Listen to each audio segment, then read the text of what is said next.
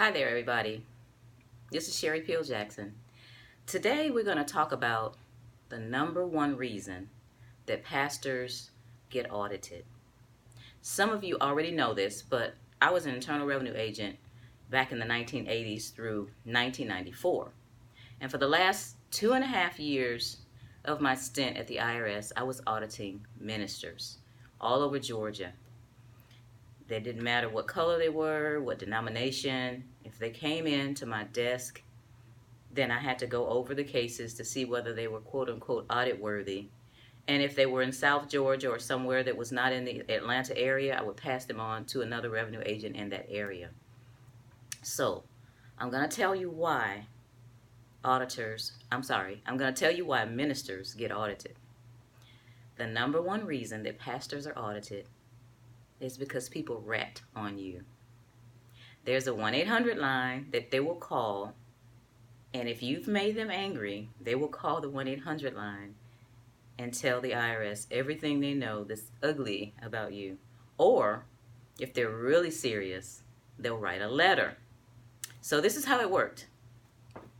When it came to my desk, either there was a letter with the pastor's tax return, or there was a write-up from the person that answered the 1-800 call. The person that answers the 1-800 call would try to get the name and more information about the person that was calling. Sometimes they could get that information, and sometimes they didn't want their names known.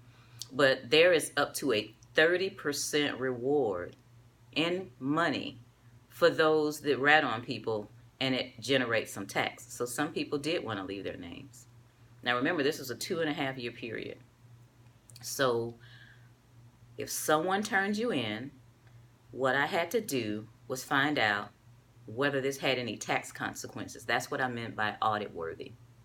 If it's audit worthy, then it goes along and gets audited. If it's not, for example, if they say, well, the pastor's sleeping with a whole bunch of women, well, that's between him and God. There's no tax consequence, and that tax return and letter got sent back to the service center. But if they said, oh, the pastor is taking money, he's got a separate account that he puts the money in, then that was audit worthy. Now, as some of you know, based on the separation of church and state, which is a whole different issue, it takes almost an act of Congress to audit a church. But what they do is go in the back door and audit the minister. So, those tax returns that got audited, I never had any that resulted in a church getting audited, but a couple of people did. I know one was in Chicago, and it was so egregious what was going on that they wrote up the chain and got permission to audit the whole church. That's rare, but it does happen. But there are a lot of people out there that are Antichristian, or they've gotten angry at the minister or the pastor or somebody in the church that has some money coming in, and they take it out by contacting the IRS for you to get audited. Now, another thing, there were 2 ministers in Metro Atlanta that the IRS would not let me touch. I'm not naming any names, but it was very interesting. So be careful. My whole point in telling you this is to be careful. Make sure that your personal books and the church's books are in order. And that's what I'm going to introduce here, my new book. This book is called Church Wealth, Ministry Health, 5 Pillars of Ministry Growth and Financial Wellness.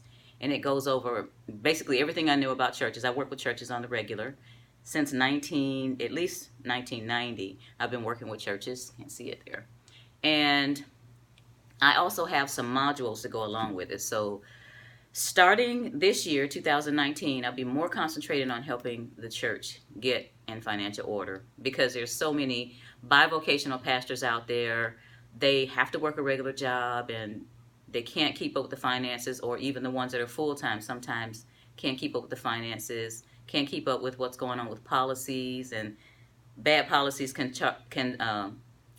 cause a church rift. So those are some of the things that I go over in the book. Also, proper wealth creation for churches and the congregations. We don't like churches on television because they've let some investor get up in front of them and present something, and then the people's money's gone. So there are proper ways to grow wealth in the church and for the congregation. So that was my tip for the day. Hope somebody can get something out of it. If you want to get the book, it's at churchwealthministryhealth.com. That's churchwealthministryhealth.com, and you'll see all the information there. And if you want to get this for your pastor, you can get it for your pastor, some minister, even traveling ministers. Or if they want consultation, then just get in touch with me, because it took a long time to get this book out. My other books are easy, but this one was so hard because I was under attack, because the body of Christ needs kingdom advancement, and that's not something that the enemy wants. So I finally got the book out, yay. And want to let pastors know, be careful. You all have a great day. Bye.